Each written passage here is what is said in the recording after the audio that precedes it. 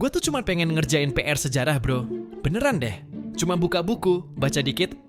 Tiba-tiba langit gelap, suara orang teriak-teriak. Terus, woi, hancurin istana. Gue nengok ke kiri, ada yang bawa obor.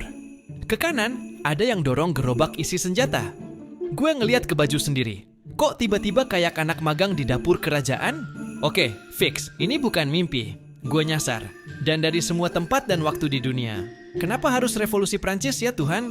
Tapi sebelum gue ikutan ngacir bareng masa, mending gue cerna dulu nih. Kenapa sih mereka bisa ngamuk segitunya? Jadi gini, sebelum tahun 1789, Prancis itu negara kaya. Tapi kayak sinetron banget. Yang tajir makin tajir, yang miskin makin melarat. Bangsawan sama pendeta hidup kayak influencer. Makan enak, nggak bayar pajak, kerjaannya cuma ngatur. Rakyat biasa, ya lo tau lah. Disuruh kerja rodi, bayar pajak tinggi, dan makan roti keras yang kalau dilempar bisa jadi senjata. Gue sempet numpang di rumah penduduk, dan beneran, makanannya itu cuman roti. Tapi rotinya tuh keras banget. Gue gigit dikit, gigi gue langsung ngajuin surat pengunduran diri. Dan puncaknya, negara malah makin miskin karena bantu perang kemerdekaan Amerika. Lah, negara sendiri aja kayak gini, malah bantu negara lain. Gak sih relate sih. Singkat cerita, rakyat mulai panas. Tahun 1789, Raja Louis XIV manggil sidang Estates General. Ini kayak rapat besar seluruh rakyat Prancis, tapi yang boleh ngomong cuman kaum elit. Third Estate alias rakyat biasa kesel dong. Akhirnya mereka bilang, udah, kita bikin sidang sendiri aja. Lahir deh yang namanya National Assembly. Ini momen pertama rakyat bilang, udah cukup, kita harus punya suara. Gue sempat nguping dari balik tiang. Dan lu tahu apa yang gue rasain? Bukan cuman revolusi yang mulai, tapi kayak harapan pertama muncul dari rakyat yang tadinya dianggap bawah. Tapi ternyata, ini baru pemanasan. Aksi nyatanya, ada di penjara tua bernama Bastille, 14 Juli 1789. Gue jalan bareng masa ke Bastille, penjara simbol kekuasaan tirani. Awalnya gue pikir ini parade. Ternyata penyerbuan beneran. Ada yang panjat tembok, ada yang dorong pintu. Gue nyari tempat aman sambil nulis di batu. Gue bukan bangsawan. Pas gerbang jebol dan Bastille direbut, rakyat teriak histeris. Gue merinding.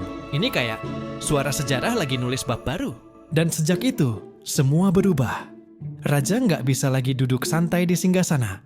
Rakyat makin berani. Marie Antoinette makin disalahin. Karena katanya bilang, kalau nggak ada roti kasih kue aja.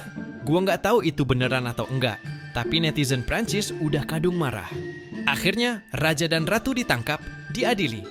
Dan tahun 1793, mereka kena gilotin. Gua ada di sana. Sumpah, suara twek dari gilotin tuh kayak ngilu sampai tulang belakang. Orang-orang malah tepuk tangan. Ada yang jualan roti, kayak nonton konser. Gua shock bro. Tapi bukan cuma darah yang tumpah. Dari kekacauan ini muncul ide yang lebih gede. Gua ketemu orang-orang yang ngomong soal masa depan. Mereka pengen dunia di mana semua orang punya hak. Gak peduli lo lahir sebagai tukang roti atau anak bangsawan. Dan 3 kata ini mulai ngeguncang dunia.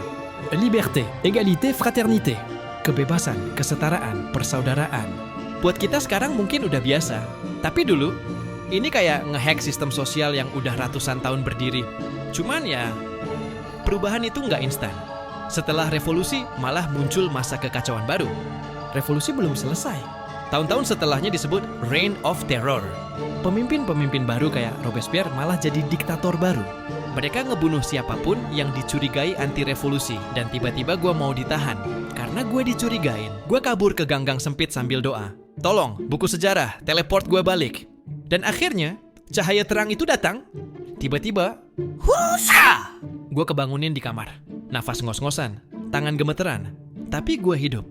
Sejak hari itu, gue baca buku sejarah sambil pakai seatbelt. Karena kayaknya, buku sejarah gue itu mesin waktu. Dan kemungkinan besar, ini bukan perjalanan terakhir. Jadi, kenapa ada revolusi Prancis? Karena rakyat capek dibohongi. Mereka pengen dunia yang adil. Dan karena satu momen itu, dunia nggak pernah sama lagi. Kalau lu suka cerita kayak gini, jangan lupa subscribe ya. Karena Surya belum selesai nyasar. Next, katanya gue mau ketemu Napoleon. Dan dia pendek beneran apa cuman gosip ya? Kita lihat.